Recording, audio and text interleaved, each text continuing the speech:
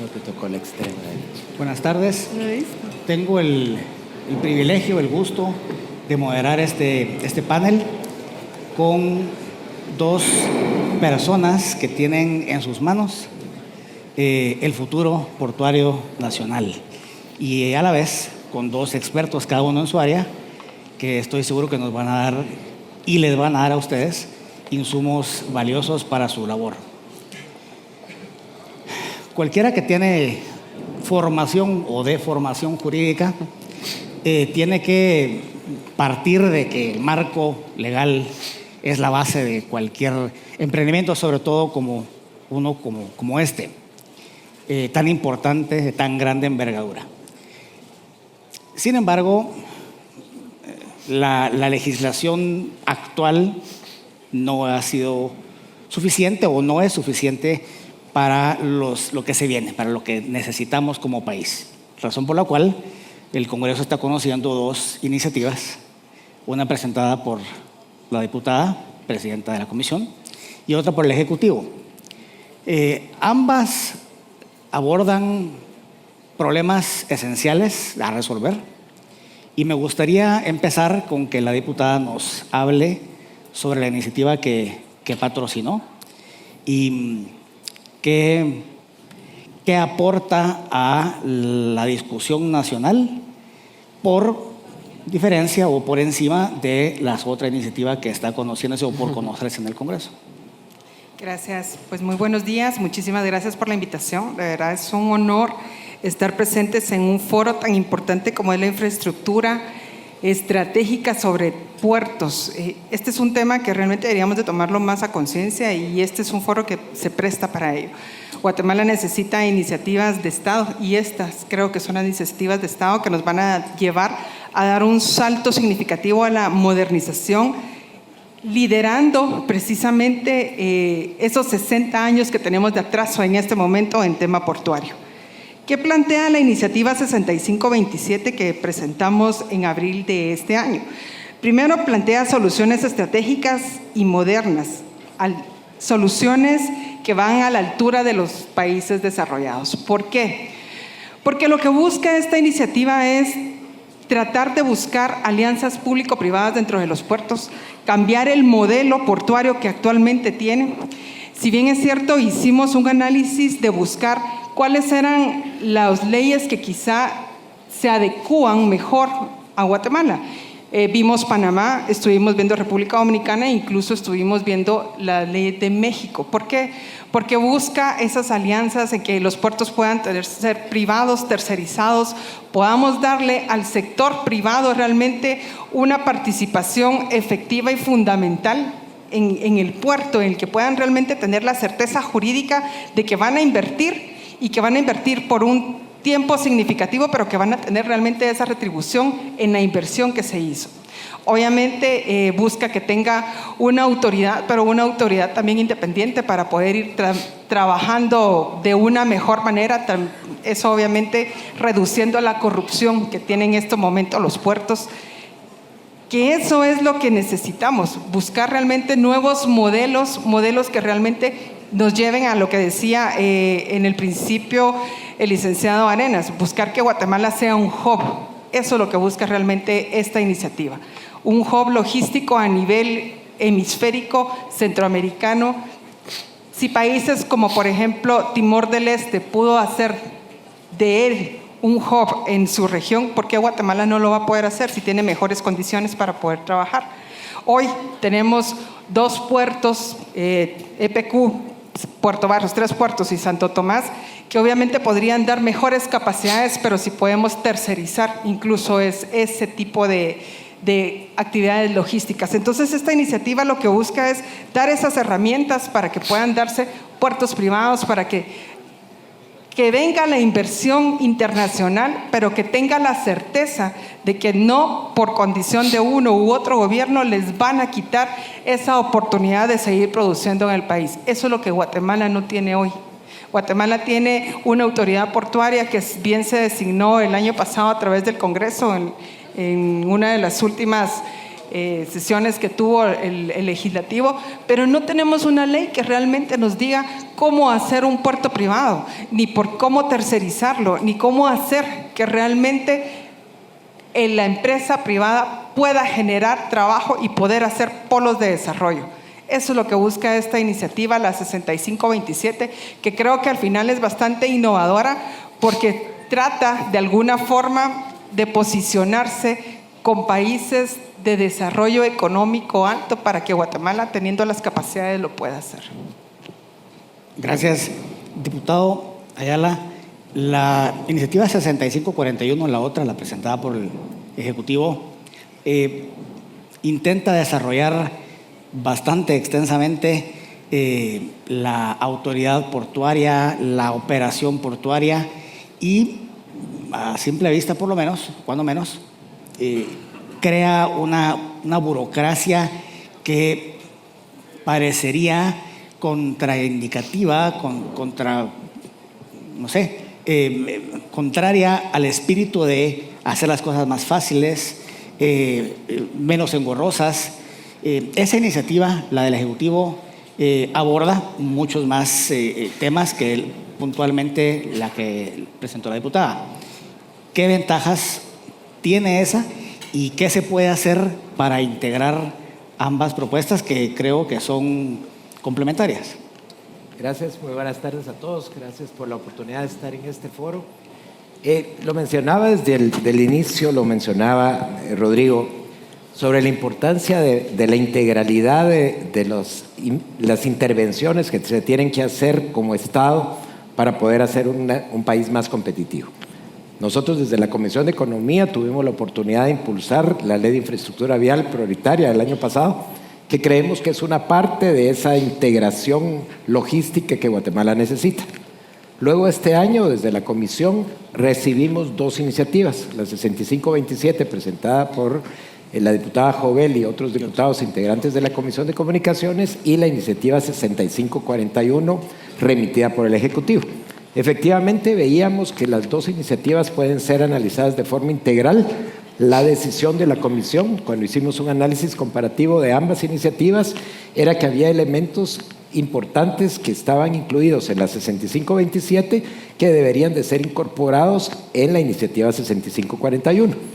Esa iniciativa 6541 efectivamente toca aspectos de gobernanza, aspectos de sanciones, aspectos del seguimiento a la parte de la autoridad designada, aspectos también de los diferentes mecanismos de inversión en puertos privados, en alianzas público-privadas, en concesiones, en diferentes modelos y mecanismos de intervención que hemos identificado de forma rápida de ambas iniciativas. Creo que son complementarias, sí. Tenemos algunos cuestionamientos en cuanto a la gobernanza propuesta en ambas. Nosotros consideramos que debe de haber una participación y un espacio para los usuarios. No puede establecerse una gobernanza de una autoridad designada excluyendo a los usuarios del sistema, excluyendo al sector privado en esa parte de las decisiones. Creemos que ahí debemos de construir una mejora en el diseño de la gobernanza. También creemos que hay aspectos que deben de mejorarse en cuanto a la designación y a los plazos en los cuales los funcionarios designados como directores van a estar en el cargo. Es un directorio de 5 que hoy están únicamente representando al Ejecutivo. Creemos que debe de integrarse con una participación privada y que los tiempos de la incorporación de nuevos directores debería de permitir una renovación de los cuadros de forma más ágil. Creo yo que eso es un aspecto importante que debe mejorarse, que lo hemos identificado, y también evitar que se genere una burocracia adicional, como mencionaba Alejandro. No deberíamos de considerar que habiendo unos puertos privados, puertos públicos existentes, la autoridad del sistema portuario venga a adicionar capas burocráticas sobre lo existente. También tenemos que identificar qué tipo de regulación tiene que ver en esa línea, pero lo que buscamos es que la autoridad sí sea independiente, sea fuerte, sea autónoma, que tenga estrictamente los recursos financieros necesarios para poder tener los mejores cuadros profesionales dirigiéndola, pero no necesariamente recursos suficientes como para convertir esa autoridad un operador más del sistema. Creemos que esa parte no debería de corresponderle porque puede haber un conflicto entre quien regula también opera. Esas son situaciones que estamos identificando en el análisis comparativo de las iniciativas y vamos a construir un dictamen que incorpore ambas. Gracias. Mario, desde la Fundación, ustedes han dado seguimiento y han apoyado la labor legislativa en el pasado con éxito, y en este caso en particular, en donde hay dos iniciativas complementarias, sí, pero distintas, cuando la conocen dos comisiones, cuando la van a dictaminar dos comisiones, ¿cuál puede ser la mejor ruta que se tome para, en el menor tiempo posible, porque esto es un asunto que no puede seguir esperando? ¿Qué se puede hacer? ¿Qué pueden hacer los diputados presentes acá y sus compañeros? ¿Y qué podemos hacer nosotros como sociedad para empujarlos, para incentivarlos a que eso pase? Muchas gracias. Buenas tardes a todos y gracias por la invitación a los organizadores. Efectivamente, nosotros en la Alianza Técnica de Apoyo Legislativo ATAL, de la que la Fundación forma parte, hemos estado viendo esto con atención y con esperanza. Es de felicitar de veras el esfuerzo, que hayan iniciativas presentadas y la disposición de sacar dictámenes pronto y una ley que sea funcional y aplicable. Y hemos identificado 5 desafíos que tiene el Congreso y en el que creo que la sociedad civil y nosotros como Alianza Técnica de Apoyo Legislativo nos encantaría poder apoyar para enfrentarlos. El primero es timing. Decía Alejandro que efectivamente hay prisa en que esto pase y todo el mundo creo que siente el sentido de urgencia. Pero hay que tomar en cuenta, y lo hemos escuchado en las exposiciones a lo largo de la tarde, que es un tema multidimensional, muy complejo, que tampoco merece que se le trate con una prisa injustificada. Entonces, primer desafío es equilibrio entre vamos despacio porque tengo prisa y tratar de sacar la mejor ley posible. De hecho, hay que recordar que cuando se aprobó el año pasado la ley de la autoridad designada, se puso un plazo de 120 días, creo, al Ejecutivo para presentar la iniciativa, por eso, digamos, corrió y presentó la iniciativa. Pero está bien, la carrera estuvo bien, pero ahorita toca, aquí ponemos estas dos piezas de propuesta legislativa que hay que verla con detenimiento y con cuidado, con prisa, pero sin precipitaciones. Segundo desafío, hay que diferenciar dos temas, porque uno oye y ve los problemas de cuellos de botella, de barcos fondeados, de lentitud, y hay temas urgentes que hay que resolver en el funcionamiento de los puertos. Desde el punto de vista legislativo, creemos que no es mucho lo que se puede hacer ahí, porque esos son más bien temas, en su mayoría, no todos, en su mayoría, de gestión de procesos, pero sí hay algunos aspectos, por ejemplo, el de los dragados, que la ley orgánica del presupuesto, en una de nuestras modificaciones, le pone un obstáculo terrible a la realización de dragados. Creo que temas como esos puntuales sí hay que abordarlos, y por lo tanto, digamos, este segundo desafío es separemos los temas de coyuntura que se pueden resolver desde el punto de vista legislativo, que no son muchos, pero son muy importantes, dragados, mantenimiento de rompeolas y de muelles. Se pueden hacer ajustes, ya sea a las leyes orgánicas de las empresas o a la ley orgánica del presupuesto, por ejemplo, para viabilizar y eliminar más bien estos cuellos de botella que hay en el corto plazo. Y hay que diferenciarlo de los temas de largo plazo, que es el tercer desafío. El tercer desafío es entonces, que eso sí tiene que ver con las propuestas, las iniciativas de ley que estamos platicando, las cuales, en primer lugar, creo que tienen que tener claro cuál es el objetivo de tener una ley integral del sistema portuario, que básicamente es dar certeza jurídica, como ya se mencionó, que la ley mandate para que haya una estrategia nacional portuaria, que habilite nuevas inversiones públicos y privadas y que fiscalice el cumplimiento de esa política y de esas inversiones. Y eso implica reordenar la institucionalidad, definir bien la autoridad, cuál es su mandato, la gobernanza, que ahí quisiera hablar más, porque es algo crucial que a veces no se le da tanta importancia, pero ya el diputado Ayala lo mencionó, es fundamental. Los mecanismos de financiamiento del sistema, las figuras contractuales que van a viabilizar las inversiones y la rendición de cuentas y la fiscalización, que es también importantísima, y la transición del sistema viejo al nuevo, que no puede ser de un día para otro. La ley tiene que prever una transición ordenada del sistema actual al nuevo. Cuarto desafío es no caer en la tentación de creer que en la ley se puede hacer gestión o política pública. La ley da el marco y por eso es importante otra vez la autoridad y la gobernanza, porque las autoridades son las encargadas de diseñar y plantear la política y de ejecutarla, no la ley. Una ley muy reglamentaria puede ser confusa e inaplicable.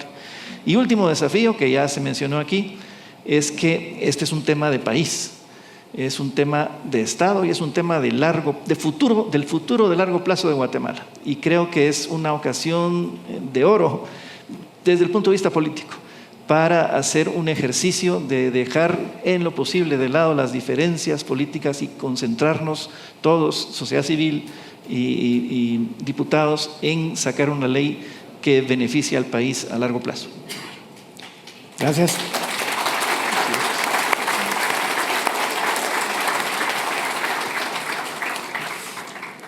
Alexander, decía Mario que no hay que caer en ilusiones de que la ley puede resolver todo. De hecho, en una plática que tuvimos antes, usó un término, que la ley no es una piedra filosofal, ¿verdad? Desde una experiencia tuya, de tu experiencia, ¿qué te parecen estas iniciativas? ¿Qué es rescatable de ambas para integrarlas en una distinta o integrar una a otra? Y, por favor, contanos, luego de lo vivido, ¿dónde pueden estar las trampas en la operación del día a día de un puerto, por más buena que pueda salir una ley del Congreso? Bueno, muchas gracias por la invitación y gracias a ustedes por el interés en que compartamos parte de la experiencia que tenemos en estos temas. Como todos los eventos de República, muy bien organizado. Y me da mucho gusto que estés de moderador, disfruto mucho de leer tus columnas. ¿Qué les puedo decir? Tal vez para no enfocarme puramente en el tema legal, las lecciones filosóficas un poco más amplias. Creo que poca gente tiene la experiencia de haber puesto en funcionamiento una terminal portuaria en los últimos 10 años. Nosotros tenemos puertos de 30, 40 y 70 años. Entonces hay algunas lecciones que les puedo compartir que tienen que ver con la ley.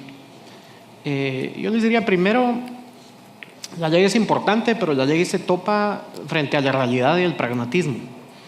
Una amiga muy querida me recordaba hace unas semanas de que es mejor tener buenos jueces que buenas leyes, porque el buen juez va a hacer justicia aunque tenga una mala ley, y el mal juez va a hacer injusticia aunque tenga una buena ley.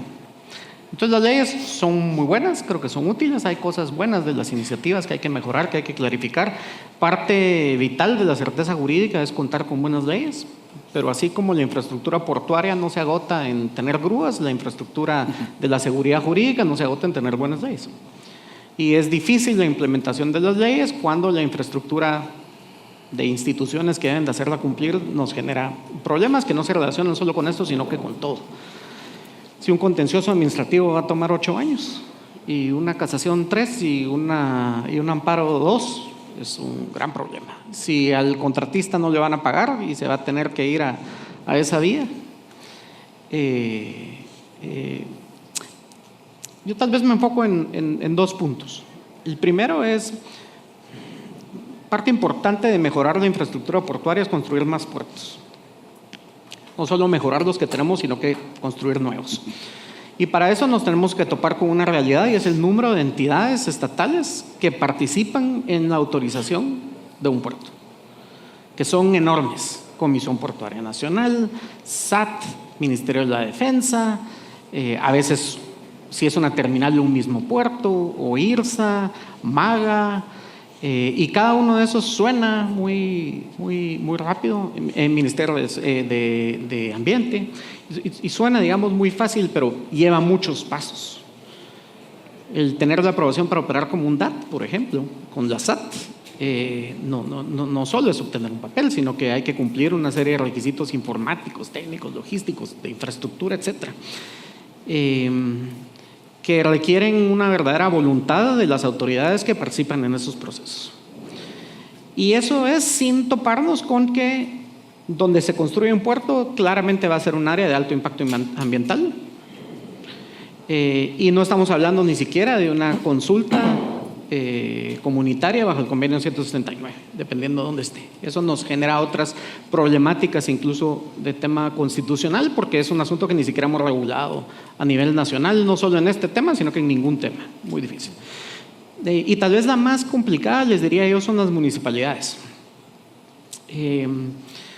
Claro que hay excepciones, pero generalmente las municipalidades en áreas fronterizas, incluyendo las marítimas, tienen algunas complicaciones en temas ilícitos. Cuando yo estaba en TCQ, el alcalde estaba detenido, acusado por un tema de narcotráfico. Creo que ese tema continúa en muchas municipalidades donde se construirían puertos. Y la dificultad puntual fue que la municipalidad exigió una licencia de construcción, aunque haya sido en un terreno del Estado, de EPQ, una licencia de construcción. ¿De cuánto creen? De 32 millones de quetzales. Entonces creo que un inversionista privado sí se enfrenta a esos riesgos. Hay muchas municipalidades que crean reglamentos de construcción específicamente cuando hay grandes proyectos de infraestructura, y que en algunos casos pueden ser extorsivos. Se enfrentan a jueces locales, primero el juez de asuntos municipales, pero luego jueces locales que pueden detener las obras. Y más aún si es que están hablando de proyectos que están en 2 municipalidades, como se puede dar en muchos casos. Yo no digo que los proyectos de infraestructura no deban de contribuir a mejorar el desarrollo de las comunidades. Creo que eso es lo que nos hace falta acá. O sea, uno habla de Nueva York, Baltimore, Rotterdam, etcétera. Empezaron como puertos y eso generó un desarrollo, y eso no lo vemos acá. Nosotros nos vamos al puerto de San José o Iztapa y no vemos esas oportunidades. Entonces está ese tema, que independientemente de lo que diga la ley, se van a topar con un inversionista que va a invertir, la municipalidad que le va a exigir una licencia de construcción, y que probablemente la Corte de Constitucionalidad vaya a decir que eso es parte de la autonomía municipal. Entonces ese riesgo, digamos, no se lo quitan. Y el segundo, yo les diría, es un tema de criterio. Aún con buenas leyes, yo tal vez no voy a dar datos específicos, pero parte de la intención de crear un nuevo puerto era traer nuevas, no solo tecnologías, sino que nuevos procesos que impidieran que se llevaran a cabo cuestiones que permitieran dudar de la licitud de las actividades que estaban adentro. Y parte importante de eso es tratar de separar la comunicación que existe entre los funcionarios públicos y las personas que entran al puerto. Entonces se buscaba que los pilotos, cuando salían con los contenedores, no tuvieran comunicación directa con los operadores de la SAT. Generalmente están ahí en la puerta de salida, ven la placa, revisan, platican y ellos dan la salida. Entonces, lo que se buscaba era que ellos estuvieran en un salón con aire acondicionado lejos, con cámaras dirigidas directamente hacia la salida, y pudieran ver las placas y ahí pudieran dar el botón de salida. Y la discusión administrativa a nivel interno fue que algunos funcionarios decían que no se podía. Y no se podía porque la circular específica decía que tenía que tener a la vista la placa. Y tener a la vista, bajo su interpretación, implicaba de manera sin ninguna obstrucción entre el ojo y el metal. Entonces, bueno, finalmente ahí por parte de las autoridades de la SAT en ese momento hubo mucho apoyo para para tratar de modernizar y cambiar los criterios y agilizar esas gestiones, pero vean, aunque el reglamento, la ley y todo sean muy buenos, se topan con esas dificultades. Gracias. Bueno, luego de las intervenciones, me gustaría que tanto usted, diputada, y usted, diputador, reaccionaran a lo dicho, los desafíos que hay que superar en la discusión pronta, tal vez si no a la carrera, pero pronta de la ley, y a cuestiones operativas que realmente no pueden estar contempladas tal cual en una ley, pero que tiene que haber mecanismos, por lo menos en lugar, para poder resolverlos de una manera eficiente, para que no haya que ir a 10 o 12 agencias de gobierno para que el puerto opere. Por favor. Gracias, Alejandro. De hecho, es importante esta mención porque, por ejemplo, desde la Comisión de Comunicaciones, Transportes y Obras Públicas, lo que estamos buscando es precisamente hacer un dictamen conjunto de la ley del Ejecutivo con la ley que presenta el Legislativo, porque ambas tienen cosas, como decía el diputado Ayala, que pueden ser buenas. La ley del Legislativo lo que presenta es alianzas público-privadas, lo que presenta es un trabajo más coordinado con el sector privado, abrir a nuevos modelos más desarrollados, mientras que la ley del Ejecutivo lo que presenta es el tema de la autoridad, la designación de la autoridad, que tal vez en algún momento podríamos quedarnos un poquito atrasados en cómo puede ser esa autoridad y seguir con el mismo modelo, pero eso nos puede ayudar para que la otra ley contenga lo que Guatemala está necesitando ahora y hacia dónde nos vamos a ir orientando, hacia dónde nos queremos ver en 20, 30 años. Porque vean que estas iniciativas de ley no son iniciativas para el hoy, nada más para dar una respuesta en lo que está sucediendo de los 42 buques que están ahí varados ahorita en Puerto Quetzal. No, o sea, esta es una iniciativa que lo que estamos buscando es que tenga una respuesta a 20, 30 años y que podamos tener puertos público-privados, mixtos, que le dé herramientas a Guatemala para un desarrollo económico más productivo y que seamos de una manera, o sea, que utilicemos nuestro país estratégicamente y geopolíticamente desde el punto de vista del desarrollo económico. Hablaba el diputado Ayala anteriormente el poder hacer un dictamen incluso conjunto entre la Comisión de Economía y la Comisión de Comunicaciones, porque lo hemos hablado conjuntamente con el presidente de la comisión, que puede ser factible dependiendo cómo vaya la evolución de los dictámenes, que eso sería lo ideal.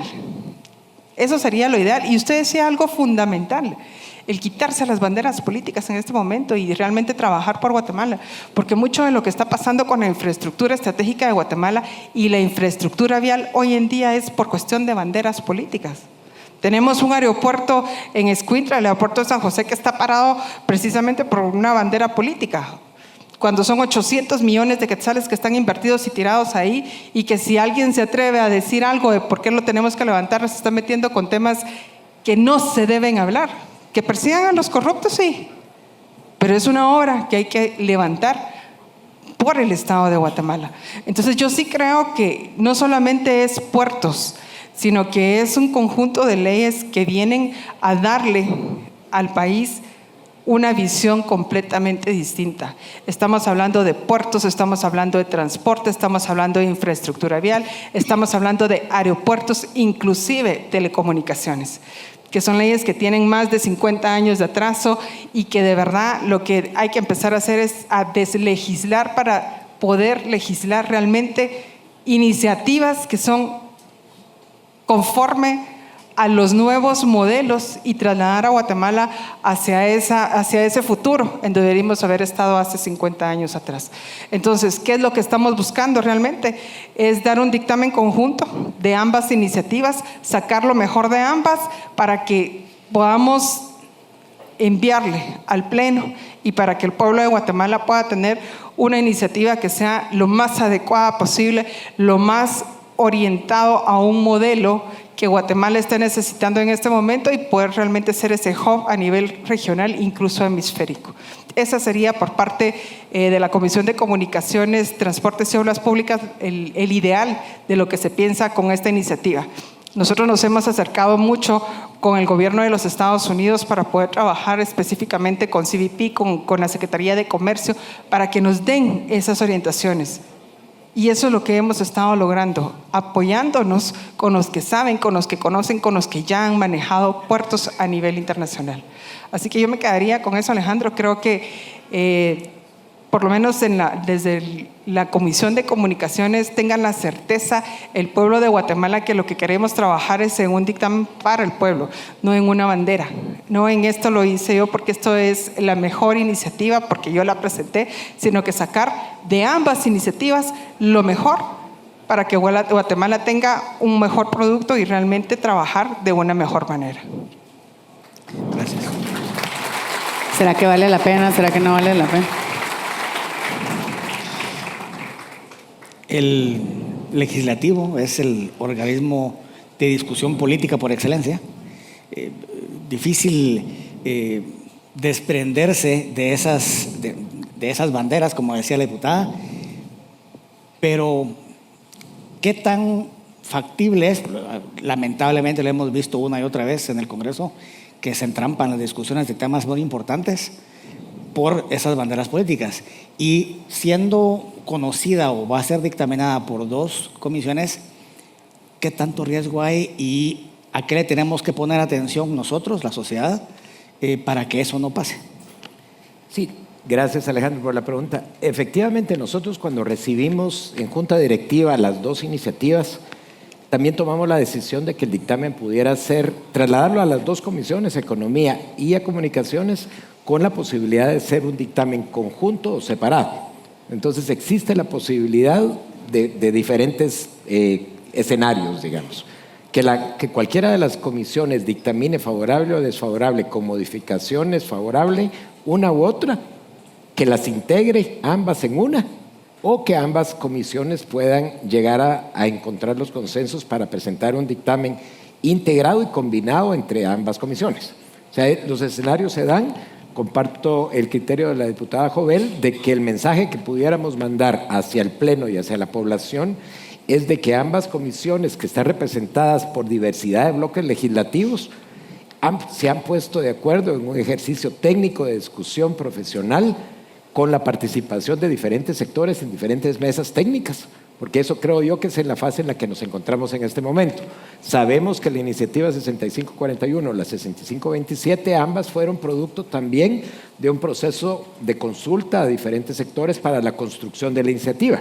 Pero lo mismo nosotros vamos a hacer desde la Comisión de Economía, invitando a diferentes cámaras y a diferentes tacos de pensamiento, diferentes manifestaciones de la sociedad civil que nos den sus opiniones al respecto de la implementación de esta ley.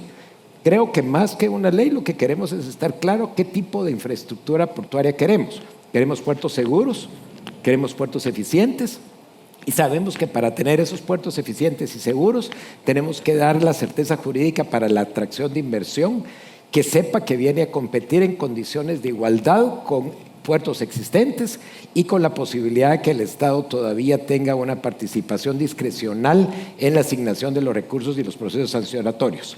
Entonces yo creo que si trabajamos de una forma coordinada y vamos a producir una propuesta de dictamen que refleje la discusión técnica de 2 comisiones, pero a la vez recoja esas inquietudes que hemos identificado de poder garantizar que sea transparente, que sea eficiente, que garantice la certeza jurídica y que trabaje los temas de los retos que hoy estábamos mencionando, lo que mencionaba Alexander.